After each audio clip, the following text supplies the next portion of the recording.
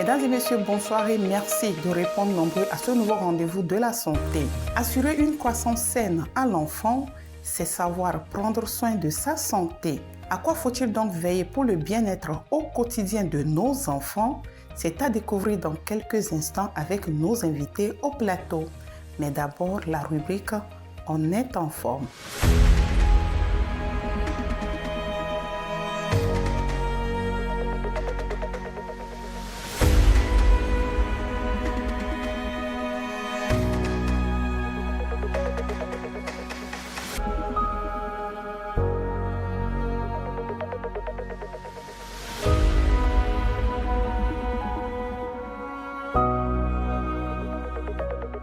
Tous unis pour la santé, soutenons la science. C'est autour de ce thème que s'articule la Journée mondiale de la santé, célébrée le 7 avril de chaque année. Pour l'année 2026, le représentant pays de l'OMS a rappelé les nombreux efforts consentis par le Togo dans le domaine scientifique en faveur de la santé et le bien-être de la population. Le 7 avril 1948, c'est le jour de la création de l'OMS. Donc chaque 7 avril, le monde célèbre la Journée mondiale de la santé. À cette occasion, il y a une thématique qui est dédiée pour rappeler au monde que cette thématique est importante, surtout par rapport à l'amélioration de la santé de la population. Aujourd'hui, en 2026, le thème qui a été retenu, c'est l'apport de la science à l'amélioration de la santé dans le monde.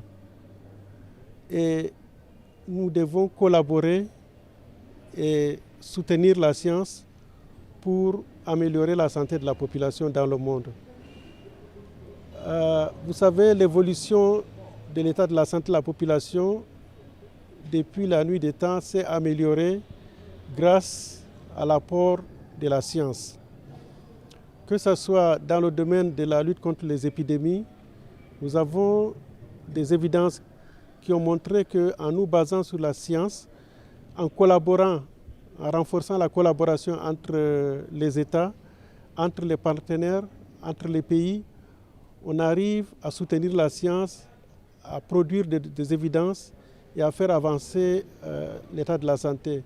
Le Togo a fait des progrès. Il y a des défis et l'OMS et les partenaires soutiennent les efforts du gouvernement du Togo pour aller vers la couverture universelle, mais en utilisant surtout les évidences scientifiques pour faire face à ces défis qui sont importants et qui restent.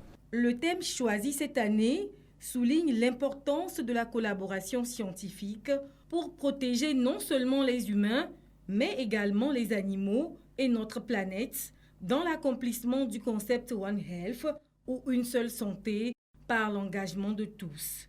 L'OMS, partenaire clé du Togo, réitère ainsi son engagement à accompagner le gouvernement à garantir une santé pour tous par la digitalisation des services de la santé. Pour la circonstance, les gagnants du concours Tech Santé ont été primés.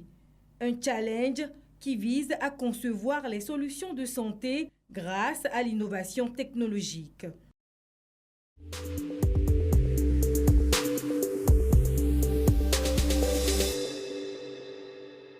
Du premier cri de nouveau-né à l'adolescence, la santé de l'enfant doit être surveillée à chaque étape pour lui assurer des fondements solides pour sa vie. L'Organisation mondiale de la santé révèle qu'en 2023, près de 5 millions de bébés et d'enfants sont morts avant l'âge de 5 ans. Il est alors vital de se pencher plus sérieusement sur la question de la santé infantile et c'est ce que nous faisons ce soir avec notre spécialiste en plateau. J'ai l'honneur et le plaisir de vous présenter ce soir professeur Yvon Foli Agbeko. Il est pédiatre au Centre hospitalier universitaire Campus, maître de conférences agrégé à l'Université de Lomé. Professeur, bonsoir. Bonsoir, Olive. Comment allez-vous? Très bien. Mais c'est un plaisir et une joie de vous avoir pour une première fois sur ce plateau. Également, le plaisir partagé. Et je suis sûre que vous avez beaucoup à dire à nos chers téléspectateurs qui nous regardent ce soir. Effectivement. Merci une fois encore d'avoir accepté notre invitation. Que devons-nous faire pour avoir des enfants ou des bébés toujours en pleine santé? La question a été posée à quelques concitoyens par Rita Wassi, ici à Lomé. Ne ɖevio la nɔ lãmesẽ mea, n ɖo la se vacciner na ɖevia, n ɖo la protéger ɖevia be ŋuɖuɖu. Premièrement, palu la télé ɖevia, rougeole tsã la te kɔ ɖe ɖevia ŋuti fãa. Míakpɔ be vaccin ku rougeole ka. Bon, le plus important, c'est la nourriture de son enfant. Là où il vit, ça joue beaucoup aussi sur la santé de l'enfant.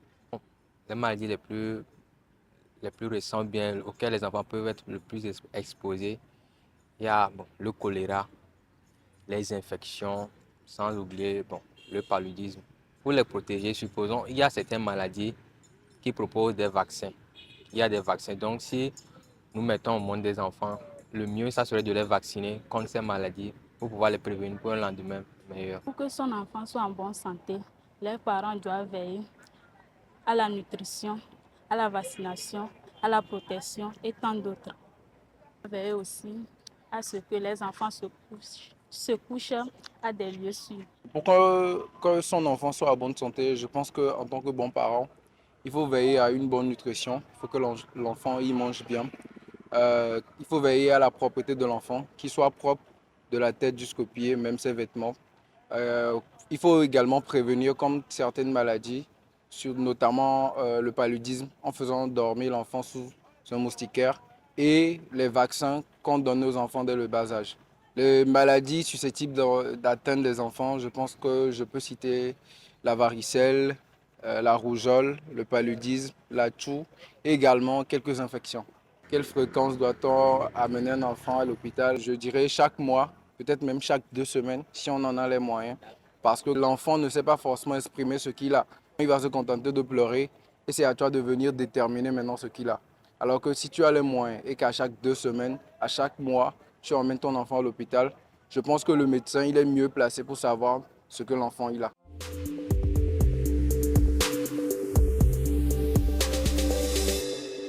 Chers invités, nous voici de retour au plateau, professeur. Nous avons suivi ensemble ce micro-trottoir. Voici ce que nos chers concitoyens pensent de ce qu'il faut faire pour avoir son enfant ou ses enfants toujours en pleine santé. Quel est votre avis sur tout ce que nous venons d'entendre et de voir? Déjà, Olive, je vous remercie pour cette opportunité de parler de la santé de l'enfant. Et c'est une sensibilisation que nous sommes en train de faire. Et nous cherchions ce créneau depuis longtemps afin que les populations soient plus informées. Et ce qui vient d'être projeté, effectivement, ils ont parlé de paludisme, de vaccination, de choléra. Ce sont effectivement des problèmes de santé publique de l'enfant qui touchent l'enfant. En tout cas, nous sommes confiants que vous allez nous élucider sur ces mesures à prendre pour éviter justement toutes ces maladies que nos chers concitoyens viennent de citer. Mais dites-nous, d'entrée de jeu, professeur, quand on parle d'un enfant en bonne santé, qu'est-ce que cela signifie?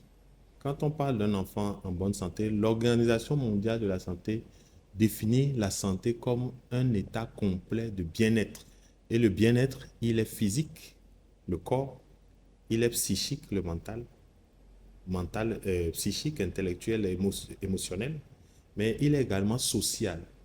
Donc, un enfant qui se porte très bien, qui mange bien, de la tête jusqu'aux pieds, c'est bien, d'accord? Je peux vous donner un exemple de la dernière fois au Carrefour Novici. J'étais au feu tricolore, et un enfant de 8-9 ans m'a approché pour nettoyer la vitre à 21h à peu près. Vous voyez que cet enfant, on dira qu'il est en bonne santé, peut-être physique, peut-être psychique, mais socialement, à 21h, un enfant qui vient nettoyer les vitres, je pense que ça pose un petit problème.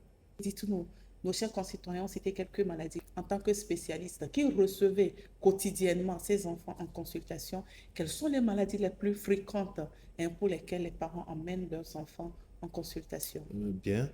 Et il faut savoir que l'enfant, on définit l'enfant de 0 à 15 ans, à 18 ans. 15-18 ans. D'accord? Et je vais les séparer d'emblée en nouveau-né. Le nouveau-né, c'est l'enfant qui a de 0 à 1 mois. Tout petit vient de naître, pour 4 premières semaines. Après, il y a le nourrisson et l'enfant. De 1 mois, on va aller jusqu'à 10 ans. Et après 10 ans, on a l'adolescent.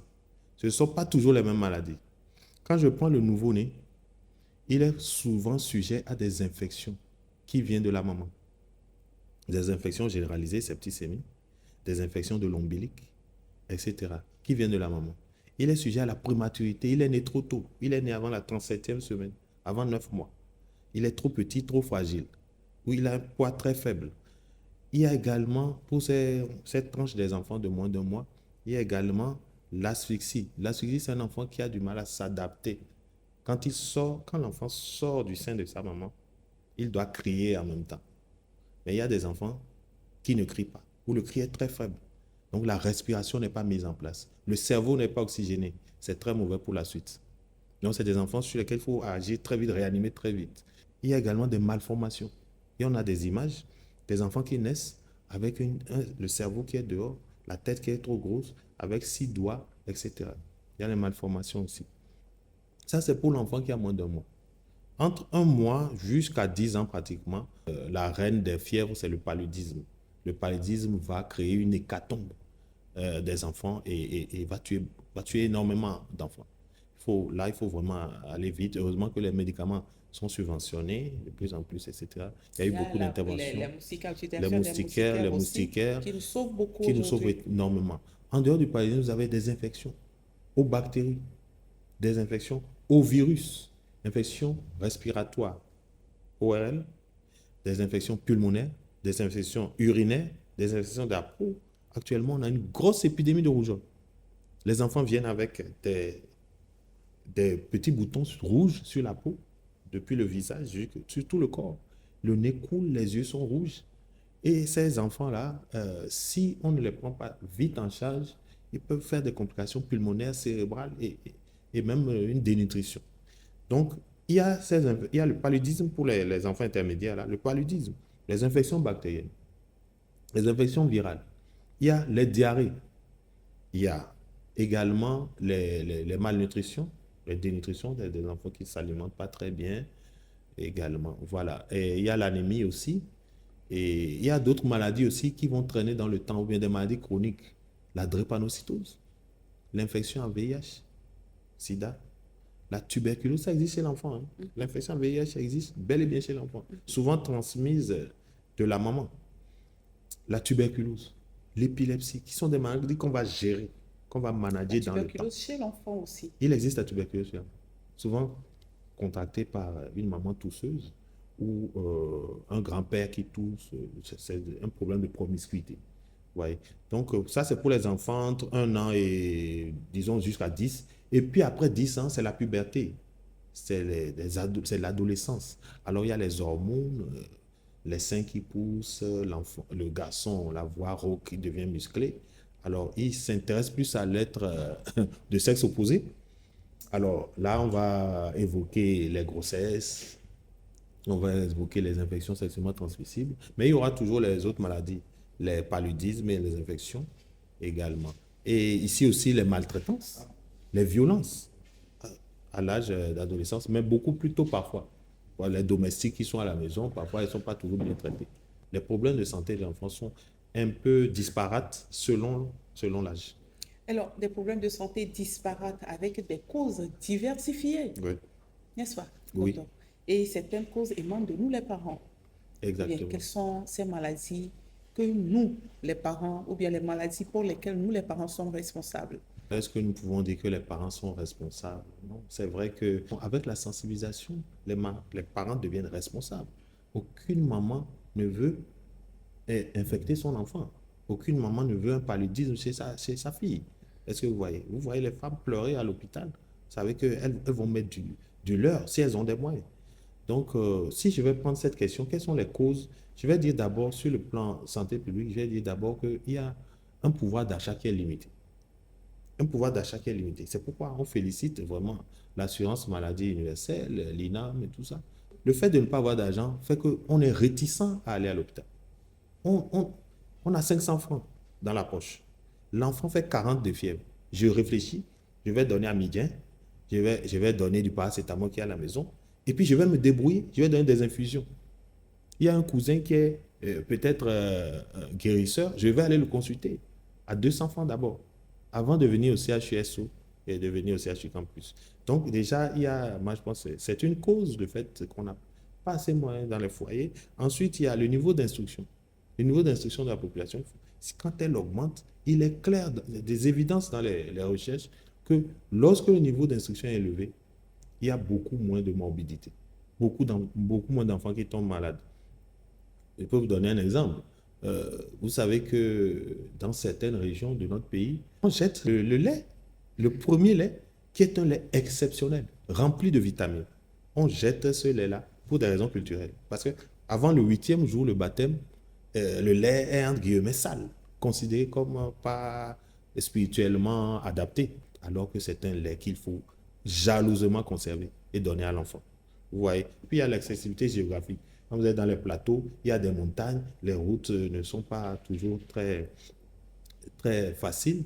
Également, l'équipement de nos hôpitaux peut faire que parfois, on n'arrive pas à bien manager les enfants. Maintenant, pour dire que les causes viennent des parents, effectivement, il y a des maladies qu'on va appeler génétiques. Des maladies génétiques. Pas la drépanocytose. La drépanocytose, papa et maman n'ont pas peut-être pu se soumettre à des bilans avant le mariage. Ce qui est important. Ce qui est très important. Le bilan prénuptial, c'est fondamental. Pas important, c'est obligatoire même. D'accord? Donc, papa ne sait pas qu'il est AS, c'est-à-dire qu'il est moitié, entre guillemets, malade de drépanocytose, porteur de trait, et moitié normal. Maman aussi est moitié normale, moitié anormale. Alors, comme c'est papa et maman qui donnent les gènes, on va se retrouver avec un enfant qui est moitié anormal de papa, plus moitié anormal de maman. Ça fait 100% de malades.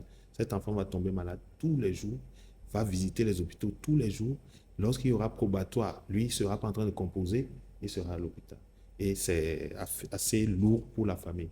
Donc, les causes peuvent venir génétiquement des parents, mais nous ne pouvons pas le dire de cette façon-là. Le papa ne peut pas dire à son enfant de tomber malade. De tomber malade. Voilà. Alors, docteur, dites-nous, quels sont les signes qui peuvent alerter les parents sur ces différentes maladies ou ces différents problèmes de santé que nous sommes en train d'évoquer? Merci. On voudrait dire aux parents, un enfant qui s'alimentait normalement, qui ne veut plus prendre de bouillie, qui ne veut plus prendre le lait, qui ne veut plus prendre la pâte, il faut déjà se poser des questions. Il y a quelque chose. Parfois, c'est un début de paludisme. C'est un début d'infection. Alors, le refus de s'alimenter, le refus de téter, c'est un signe qu'il faut que les parents enregistrent. Il y a la fièvre, le corps devient chaud. Il y a la diarrhée, les selles deviennent liquides ou molles. Il y a la toux. L'enfant tousse. C'est très important que ça réveille une maman. Et également le rhume. Les enfants le nez qui coule, le nez bouché. Ça, ce sont des signes qui doivent alerter la maman. Un enfant qui convulse, qui fait des crises. Ça ne reste pas à la maison. Un enfant qui perd connaissance. Et donc, les éruptions cutanées sont aussi des signes d'alerte pour les parents. Alors, docteur, dans nos sociétés, vous savez, certains d'entre nous pensons que la rougeole n'est pas grave. Quand l'enfant a la rougeole, on a une tisane, on triture, on douche l'enfant, on lui donne, il boit. Bon, on se dit que ça va passer. Dites-nous, est-ce que la rougeole, vous êtes en train de nous le dire, la rougeole, elle est grave. Vous l'avez dit il y a un moment. Dites-nous aujourd'hui, comment faire la différence entre la rougeole et la varicelle? Voilà une question très technique. Nous, on dira déjà aux parents, dès que vous avez une éruption cutanée, consultez à l'hôpital. Consultez le médecin, consultez le pédiatre. Déjà. En toute urgence. En toute urgence. Maintenant, sur le plan vraiment technique, dermatologique, il y a des différences que nous savons reconnaître. La rougeole, c'est des petits points rouges qui commencent par le visage. Des petits points rouges. D'accord? Qui descendent après le visage, premier jour, deuxième jour, le tronc et après les membres. Avec des petites taches dans la bouche, le signe de Köplik, comme du gari ou du tapioca dans la bouche. Les yeux sont rouges. Le nez coule. On parle de catarrhe oculo-nasale. D'accord? C'est surtout des petits points rouges avec des signes ORL. Une grosse fièvre. La varicelle, ce sont aussi des boutons, mais on va appeler ces boutons des vésicules. C'est des petits boutons dans lesquels parfois il y a du liquide. C'est différent, nous on sait reconnaître. Et ce sont des lésions, on va dire des lésions d'âge différents. Il y a un qui est jeune, un qui vient de paraître, un qui va, ça fait 2 jours, etc. C'est exactement sur tout le corps, pas toujours associé à des signes ORL, une grosse fièvre également. Les deux sont contagieuses. Et la rougeole entraîne des pneumonies. J'ai beaucoup de pneumonies actuellement en hospitalisation. Donc des infections du poumon dues au virus de la rougeole ou surinfectées. C'est-à-dire une bactérie s'associe maintenant au virus pour créer des dégâts à l'enfant. Et donc voilà, varicelle versus rougeole, ce sont des maladies, il faut d'abord consulter, il faut les isoler. L'enfant ne doit plus aller à l'école pendant un certain temps, c'est très contagieux. La fièvre est un signe très grave, d'accord? Au-delà de 39, 40, la fièvre peut entraîner des crises convulsives. C'est-à-dire que ça peut entraîner une excitation des neurones au niveau du cerveau. Et l'enfant va faire des crises. Mais ce n'est pas l'épilepsie. L'épilepsie, ce sont des crises chroniques dans le temps. Ça dure 5 ans, 10 ans. Mais ici, ce sont des crises convulsives qui ressemblent aux crises de l'épilepsie parfois, mais pour une augmentation de la température. Donc, ce sont des crises hyperpyrétiques, des crises suscitées par l'augmentation de la fièvre du corps chaud de l'enfant. Dans le micro que nous venons de suivre, il y a un de nos interviewés qui a parlé du suivi médical, qu'il faut ramener les enfants régulièrement chez le pédiatre pour un suivi médical. Quel est l'intérêt de ce suivi médical? Le suivi médical est fondamental. Dès la naissance, les enfants sont examinés systématiquement, obligatoirement par un pédiatre. L'enfant vient de sortir et le pédiatre regarde de la tête jusqu'aux pieds. Est-ce qu'il y a une malformation? Est-ce que l'enfant est jaune? Etc., etc. Donc, le suivi commence à partir de là. Donc, le suivi pédiatrique est fondamental. Que l'enfant soit malade, que l'enfant ne soit pas malade, il faut faire un suivi. Et le but de ce suivi, c'est de vérifier à l'examen s'il n'y a pas de symptômes. On a eu des dénutritions. L'enfant est venu, on s'amuse à prendre son poids. On regarde, on voit que le poids. L'enfant a 1 an, mais son poids est à 8 kilos. C'est pas bon. À 1 an, il faut un poids de 10 kilos. À 5 ans, il faut un poids de 18 kilos. À 6 ans, il faut un poids de 20 kilos. Quand l'enfant de 6 ans se présente devant moi et que je pèse, j'ai 12 kilos au lieu de 18 ou de 20, je me pose des questions. Maman, est-ce que l'enfant s'alimente? Est-ce que... Mais la maman, elle ne doute de rien. C'est pourquoi c'est un suivi systématique. On n'a pas besoin forcément de tomber malade. Donc son intérêt est d'abord d'examiner, de dépister toute maladie précocement. La dénutrition, la drépanocytose, parce qu'on fait des bilans aussi pendant ces suivis-là. Également, de voir la courbe de croissance. Est-ce que l'enfant, parce qu'avec le temps, l'enfant est un bâtiment qu'on est en train de monter. Hein. Chaque jour, il prend du poids, il prend de la taille. Et il faut surveiller ça. Nous avons des courbes que je vais vous présenter tout à l'heure. Et également, sur le plan psychomoteur. Psychomoteur, c'est le développement du cerveau, des muscles, des automatismes. Est-ce que cet enfant, il tient la tête à 3 mois? Est-ce qu'il s'assoit à 6 mois? Est-ce qu'il arrive à se tenir debout à 1 an? Si à 1 an, l'enfant ne va même pas à 4 pattes, il y a un problème. On a des enfants à 2 ans qui ne s'expriment pas. Même papa, maman, qui ne le disent pas. Donc là, nous dépistons à l'avance. Disons, il y a une infirmité, il y a un handicap qu'il faut dépister. On envoie chez le kiné, chez l'orthophoniste, etc. Donc, en dehors de l'examen pour dépister les maladies, il y a le développement psychique, il y a le développement staturo-pondéral, la croissance, il y a la vérification de l'alimentation. Maman, est-ce que l'enfant tête normalement? Sur quelle bouillie il est après 6 mois? Et également, nous vérifions également les vaccins.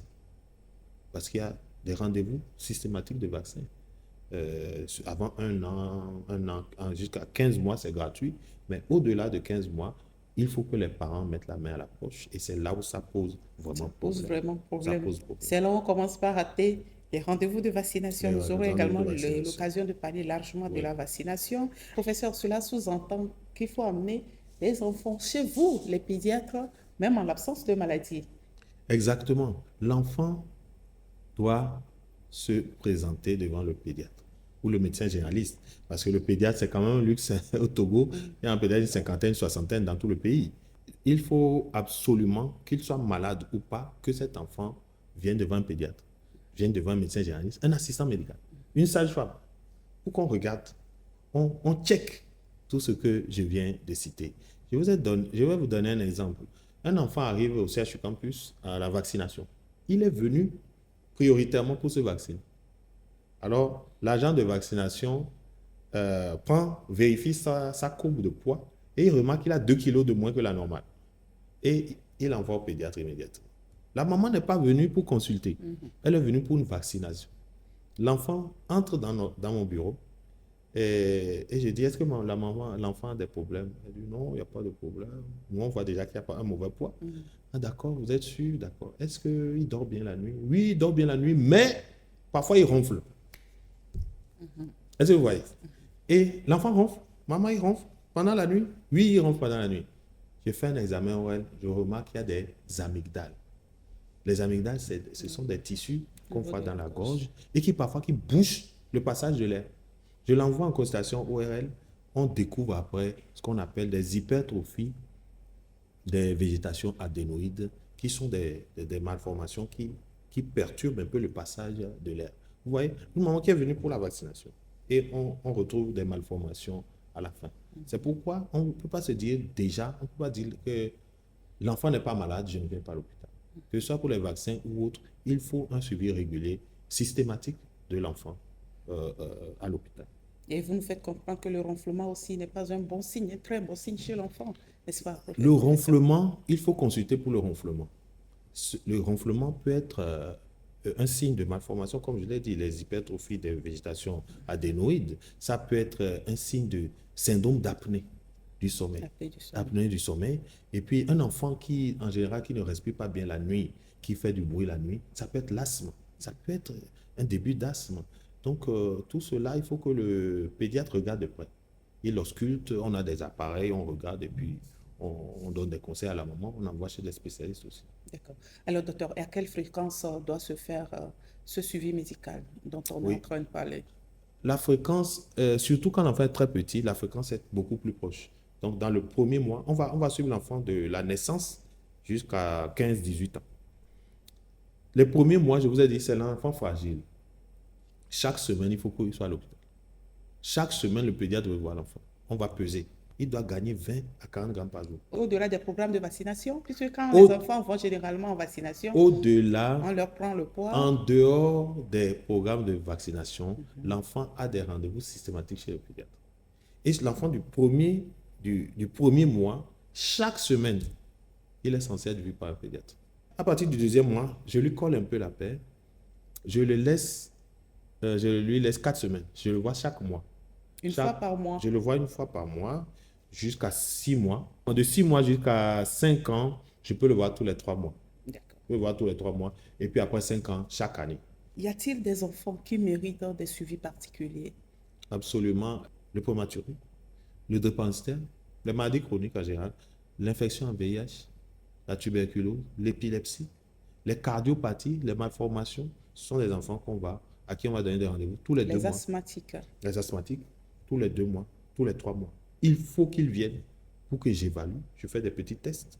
Pas mal de conseils nous donnons là-bas et nous redressons là-bas. Surtout chez les drépanocytaires, il a été comparé les enfants suivis par les pédiatres ou les médecins et les enfants non suivis.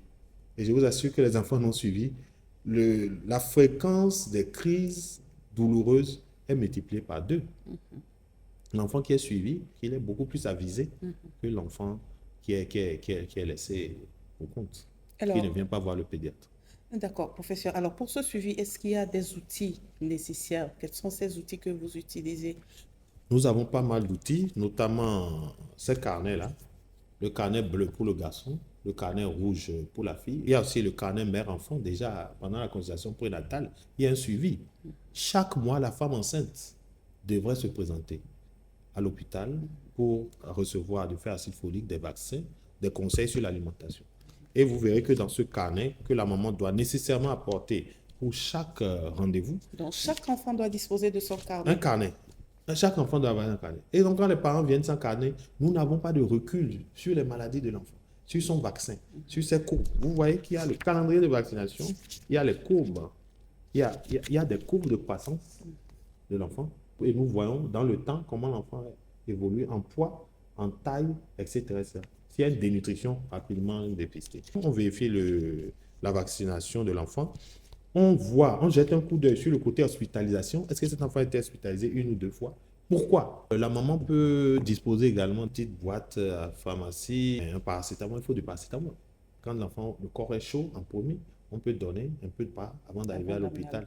Donc du paracétamol, quelques vitamines et quelque chose comme ça. Je pense que c'est des outils importants que la maman doit pouvoir avoir. Les analyses aussi, les résultats d'analyse.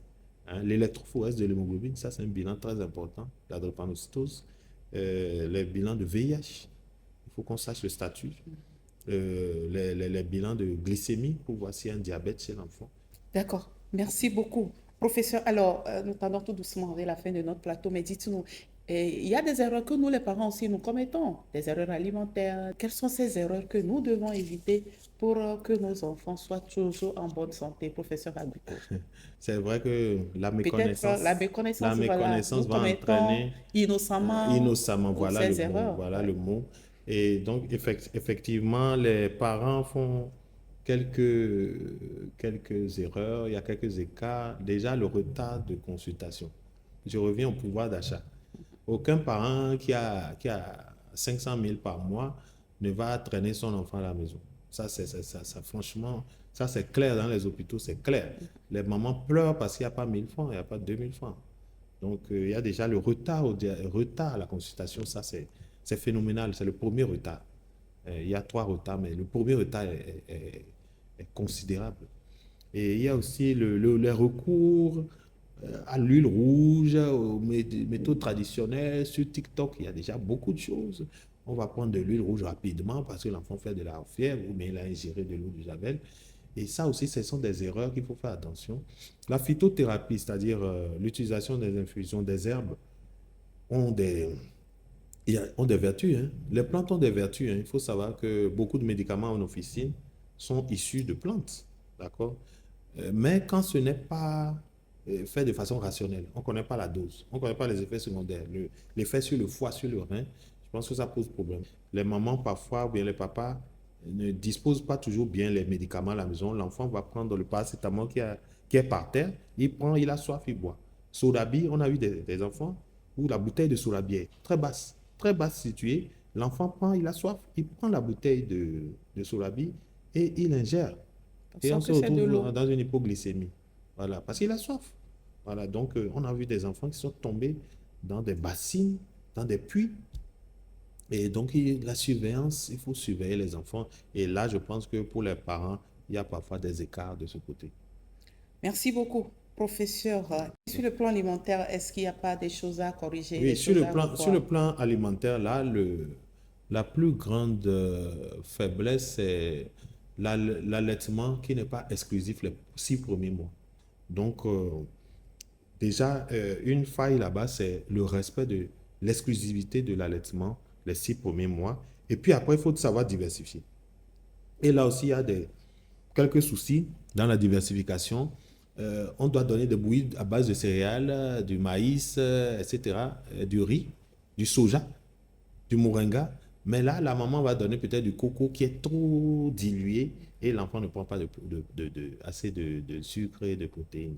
Et donc, il y a ces erreurs-là. Parfois, l'enfant va téter plus de 2 ans. L'enfant tète uniquement pendant 2 ans, 18 mois. On ne complète pas après 6 mois. Et il y a quelques difficultés de ce côté-là. Donc, c'est le lieu de sensibiliser les mamans. Avec ces suivis périodiques, nous revenons sur les conseils. Conseils sur les vaccins, conseils sur l'alimentation, etc. Vous devez avoir quand même encore quelques conseils à donner à nos chers téléspectateurs, n'est-ce pas? Oui, nous réitérons que l'enfant, qu'il soit malade ou non, il faut l'amener régulièrement, périodiquement à l'hôpital. Il faut que les enfants soient bien vaccinés. Sur le plan de l'alimentation, il faut respecter les 6 premiers mois exclusifs et uniquement le lait maternel. Et après les 6 mois, on peut diversifier avec des farines, des bouillies à base de farine locale.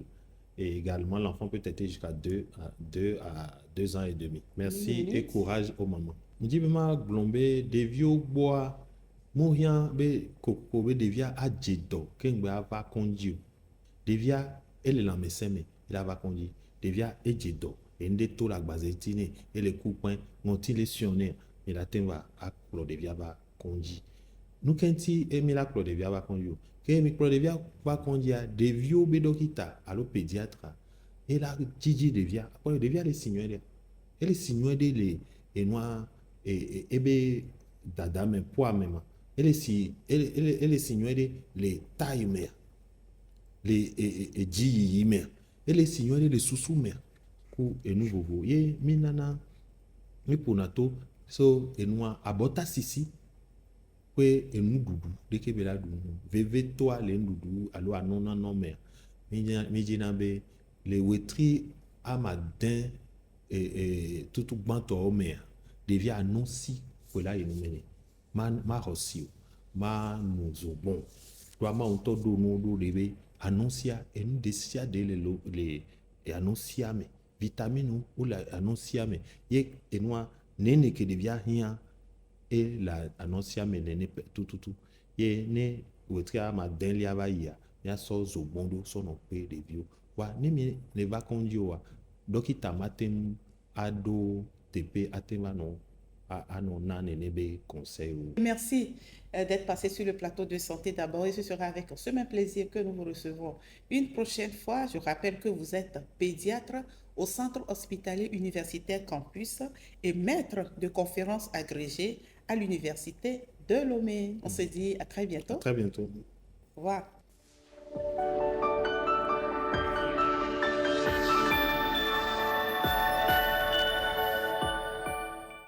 Les enfants, dès les premières heures de vie, doivent être vaccinés comme nous le recommandent les spécialistes de la santé.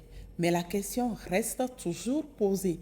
Pourquoi faut-il vacciner nos enfants? Quel en est l'objectif et quels sont les efforts que l'État et ses partenaires fournissent pour assurer une couverture vaccinale maximale à toute la population? C'est à toutes ces interrogations que répond ce soir M.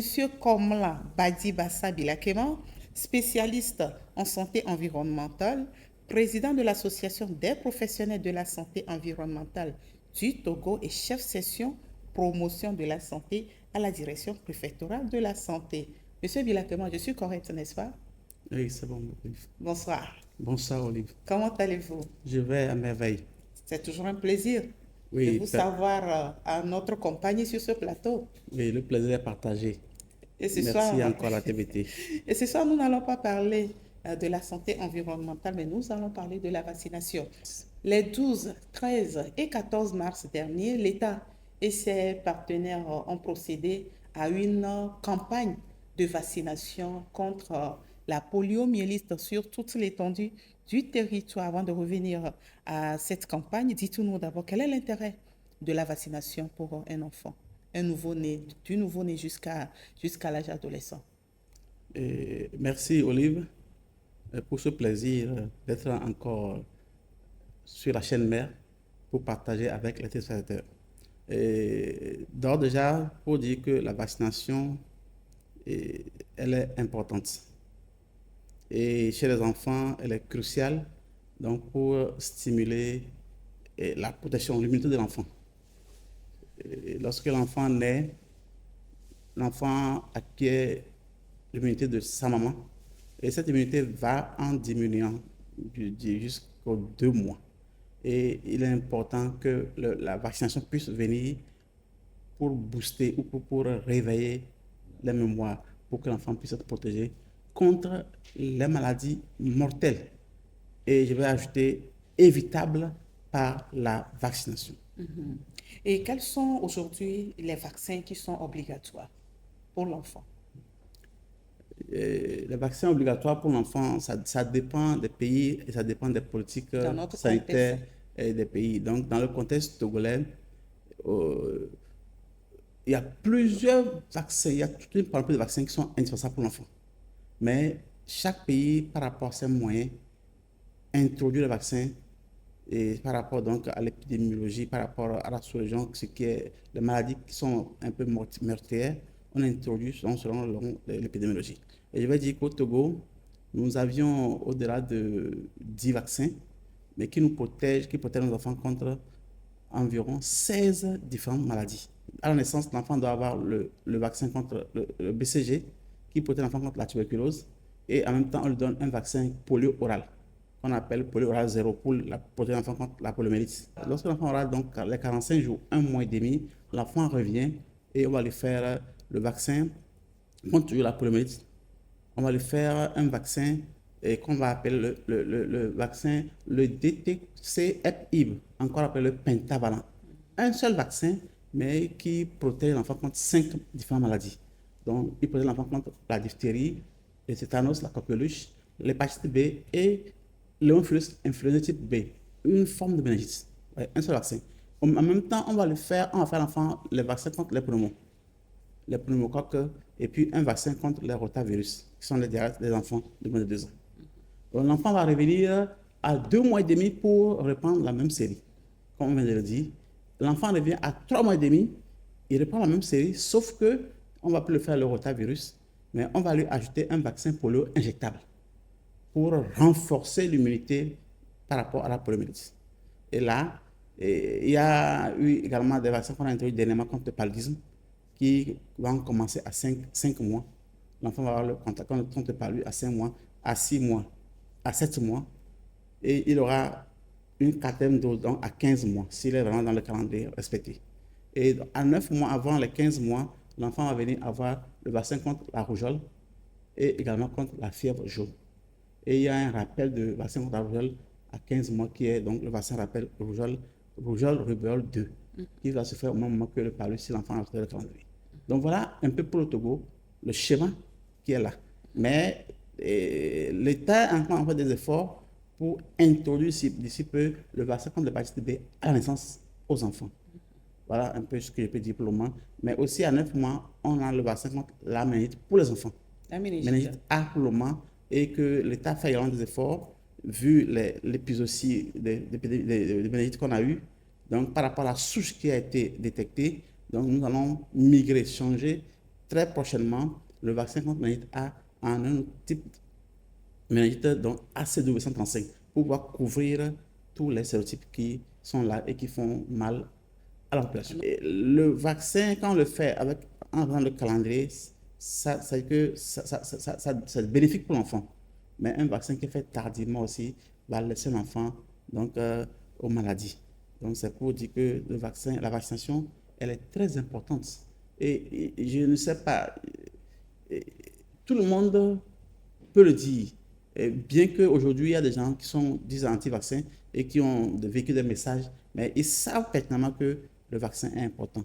Monsieur Birakema, la rougeole, elle est connue de la population. C'est une maladie parmi tant d'autres pour laquelle l'État vaccine les enfants. Mais dites-nous ce soir, je prends le cas spécifique de la rougeole. Lorsqu'on vaccine un enfant contre la rougeole, est-ce qu'il peut faire encore la maladie? Merci beaucoup pour la question. Et la question, je peux la reposer autrement pour dire, nous venons de sortir d'une campagne de rougeole rubéole en novembre passé. Mais comment se fait-il qu'encore, on a beaucoup de cas d'épidémie de rougeole? Voilà la question posée autrement. Voilà. Donc, pour ainsi dire que lors de cette campagne passée, nous avions eu beaucoup de refus. Beaucoup de parents, et surtout que la cible, c'était de 9 mois à 9 ans. Et ces enfants étaient plus dans les établissements scolaires et dans les écoles lorsque les vaccinateurs arrivent, lorsque le superviseur est là, lorsque nous sommes là. Le fondateur ou le directeur nous dit qu'ils n'ont pas eu le OK des parents pour qu'on vaccine leurs enfants. Ou des fois, on vous dit que les parents ont averti, on dit on ne vaccine pas leurs enfants. Donc, ça veut dire que la campagne s'est passée, nous avons pris tout le temps à résoudre ces problèmes. On a vacciné certains, mais beaucoup de refus ont persisté. Et ça fait que lorsqu'il y a eu des gens qui ont voulu se vacciner, le virus, le germe est là et circule. Donc, on aura toujours des cas. Donc, pour ainsi dire, c'est que si quelqu'un m'écoute, j'ai croisé des gens qui ont refusé le vaccin devant moi. Et je les ai croisés lorsque l'enfant, le grand, a eu ça dernièrement, et c'était un peu grave. La dame a couru vers l'hôpital pour vacciner la petite sœur. Cette dame, je devais demander qu'elle puisse me faire un témoignage pour qu'on puisse passer ça. Mais bon, elle n'a pas voulu. Elle me dit que non, que ce n'était pas elle, mais c'est plutôt son mari qui a refusé. Donc, pour ainsi dire que par rapport au refus de faire vacciner, nous allons prier les gens de comprendre que la vaccination est importante. On ne peut pas amener un vaccin pour tuer un enfant. On ne peut pas amener un vaccin, comme on le dit, pour diminuer la population, pour arrêter, pour permettre que les enfants ne puissent pas tomber grosses demain. Mais c'est plutôt du bien pour nos enfants. Maintenant, il y a beaucoup de paramètres qui sont derrière. Le vaccin fabriqué fait par le fabricant dans des conditions. Et on doit l'administrer dans certaines conditions. Donc, lorsque ces conditions sont respectées, on vous dira que ce vaccin protège à 95%. Il y a toujours une incertitude. Donc, ça veut dire que sur 100 personnes qui ont pris le vaccin, les 100 personnes ne pourront pas utiliser ce vaccin pour quand même faire l'immunité, pour être protégé contre la maladie. Ça aussi, on doit l'avoir. Donc, pour ainsi répondre à ta question, pour dire que quelqu'un peut être vacciné, mais peut faire la maladie. Mais très souvent, quand on est vacciné, on fait la maladie, on ne fera pas la forme grave. De toute façon, aucun État ne peut tuer sa population. Surtout que c'est la population jeune qu'on vaccine. Donc, ce soir, vous rassurez la population, nos chers téléspectateurs, que les vaccins, c'est pour faire du bien, c'est pour le bien-être et la santé de la population.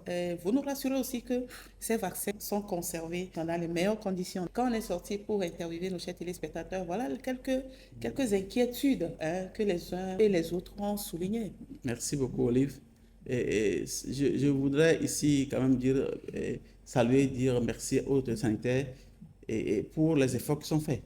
Donc, en matière de vaccination, notre pays, le Togo, a fait des avancées. Et même dans la sous-région, des avancées notoires, des avancées vraiment qu'on ne peut pas démontrer parce qu'on est en avance. Pour ainsi dire que le vaccin, il est suivi comme du lait au feu. Il est suivi comme du lait au feu. Et depuis le fabricant, le vaccin prend l'avion avec des moniteurs de température, des moniteurs de froid. Quand ça arrive, déjà, les gens vont à l'aéroport avec des camions frigorifiques payés par l'État. On les enlève. Dans les camions, même la température est réglée. Et quand on arrive, en même temps, il y a des chambres froides, il y a des réfrigérateurs qui sont là conçus pour ça. On les remet dedans. Et puis, le rapport même de la réception est fait jusqu'au fabricant pour dire qu'on a reçu votre vaccin qui est arrivé dans telles conditions. Les températures étaient dans tel mal. Lorsque une température est décalée hors norme, c'est déclassé et on rencontre au fabricant. C'est comme ça. Et le maillon là, la chaîne logistique là, elle est comme ça depuis le niveau central, en passant par les régions et en allant jusqu'aux directions préfectorales et vers les communes, jusqu'au dernier kilomètre. Donc, vous voyez, l'État fait des efforts à ce que dans les fonds de santé, quand vous allez, vous faites un tour, vous allez voir, vous demandez où est-ce que vous mettez les vaccins, ils vont vous montrer leur réfrigérateur. Pour vous dire ici que avec les vaccins, on suivait comme du lait au feu et nous rassurer. Donc, dans les centres publics, même les privés qui accompagnent l'État pour la vaccination, il y a plusieurs qui sont dotés de réfrigérateurs homologués, payés par l'État et les partenaires, pour que les vaccins puissent être conservés, pour garder une qualité de ce que nous allons faire. Donc, pour ainsi dire que nous rassurons ici la population que les vaccins que nous avons pour le PEP de routine au Togo sont donc de qualité et qu'ils peuvent faire confiance à l'État, faire confiance aux services de santé pour que les enfants soient protégés et immunisés. Merci, M. Bidakema, de rassurer nos chers téléspectateurs ce soir. Et dites-nous, quelles sont les dispositions que les parents doivent prendre avant et après la vaccination? Parce que certains parents, avant même d'aller à la vaccination, donnent des anti-inflammatoires, paracétamol et qu'est-ce que j'en sais, aux enfants, avant d'aller à la vaccination pour leur éviter la douleur. Maintenant, après la vaccination, bon, comment gérer la suite? Donc déjà, je vais juste dire ici que, chers parents, ce n'est pas vraiment conseillé de donner un antipyrétique à l'enfant avant de venir à la vaccination. C'est pas bien. Vous venez à la vaccination, on vaccine l'enfant, et si après l'enfant fait la fièvre, là, vous lui donnez votre antipyrétique. Et lorsque vous donnez l'antibiotique et que ça ne va pas, revenez à l'hôpital où on vous a vacciné. Donc, c'est ce qu'on appelle les effets adverses post-immunisation. Donc, nous suivons ces effets. Et c'est important que lorsque, après la vaccination, ou bien après un soin, ou après, suite à une prise de médicaments, et que le patient ou quelqu'un sent des effets, c'est important qu'il revienne vers le centre de santé où on l'a reçu pour dire ce qui se passe. Et quand c'est comme ça, quand vous revenez, lorsque c'est une vaccination de masse ou une vaccination faite dans le centre de santé, quand vous revenez, voyez, quand c'est un effet mineur, voyez, l'autorité sanitaire a instruit tous les centres de santé, tous les publics, et ils prennent tout ce qui se passe en charge. Mais lorsque ça devient peut-être être compliqué, là, il y a des centres de référence aussi qui sont là, qui prennent ça en charge gratuitement.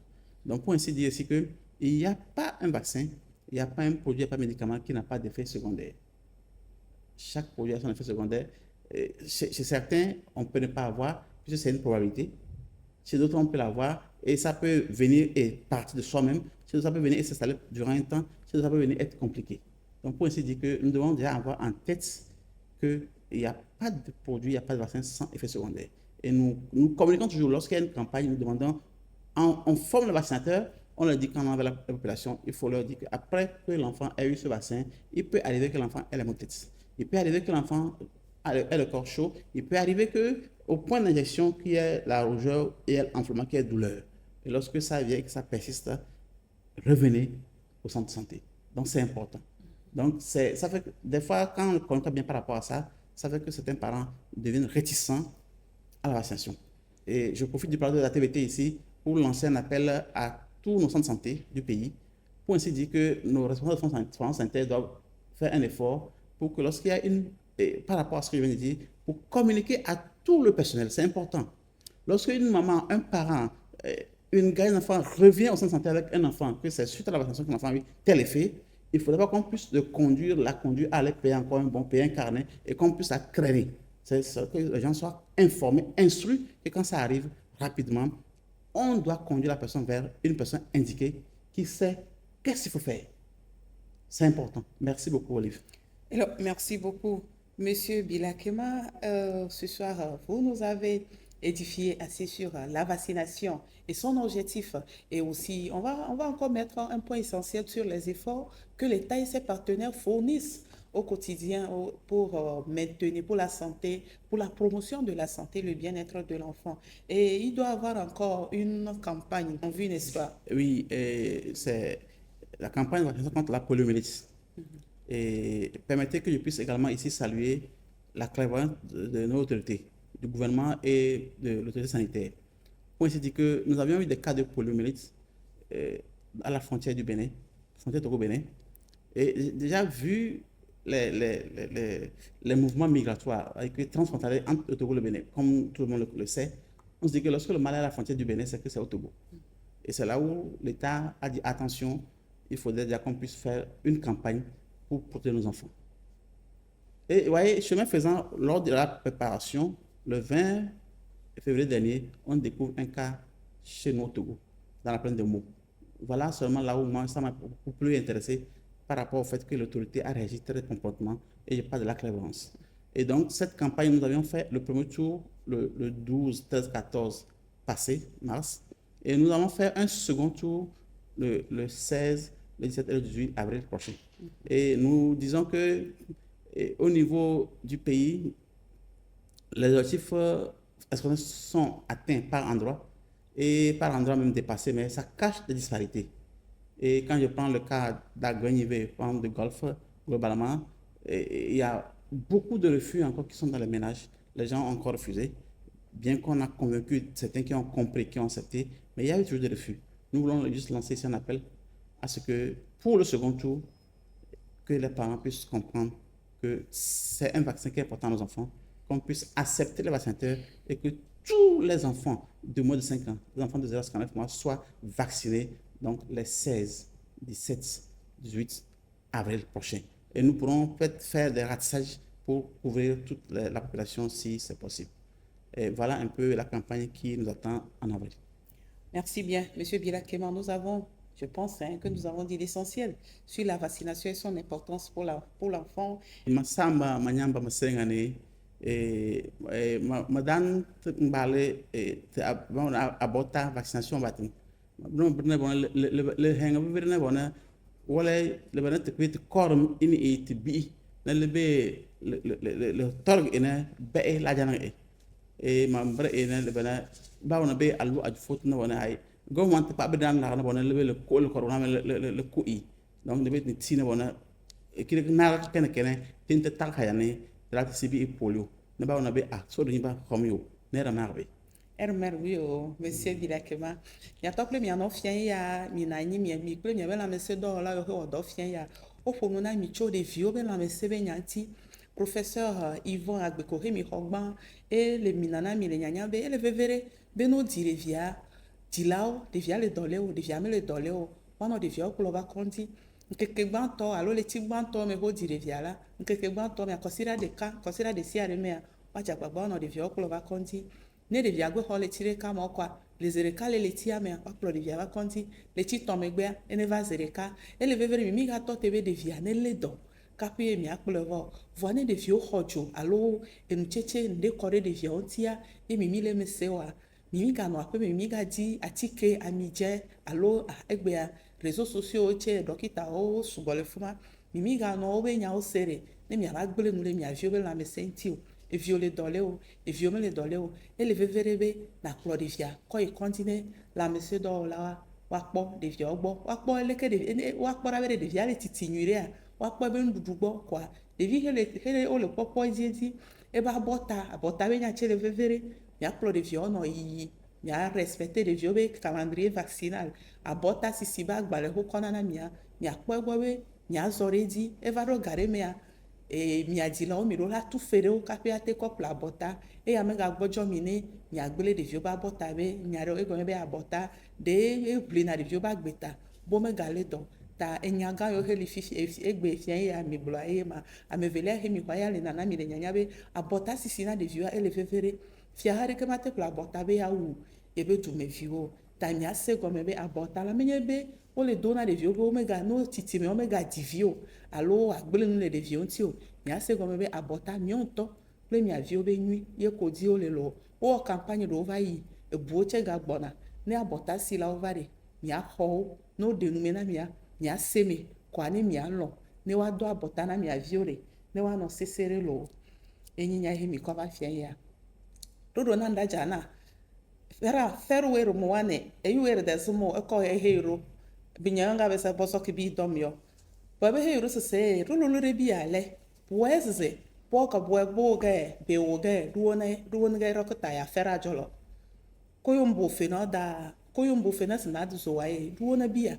o chono bana ze o tonu da la fe jawe pa mazoe be de kwa were una bo bo dokto no chamina puru chamina papa sumi bede tom na bro ya chabu zona ehe ifero zeze amobo koro chame mobo kotokoto no chame yeri wokana de bia takota dondonyo ba buge ba wo tono da ba won bede tono da alafia bi ora na ganele be he rusese bu mona rusese binya sese boso ke bia yoro chono bede de da la sote bi de vaccination campagne na ko eta la campagne de rai na ko go kongro e ya goma sese ba zo kre bi le TTC. Peut-être que c'est pas nous, peut-être somnayo et la balai. Voilà, chers téléspectateurs, c'est ici que nous clôturons ce plateau santé. Merci pour votre fidélité sans cesse renouvelée à Santé d'abord. Merci à la réalisation et à tous ceux qui ont contribué à la réussite de cette émission. Je vous retrouve mardi prochain pour un nouveau sujet santé. D'ici là, portez-vous bien. Bonsoir chez vous.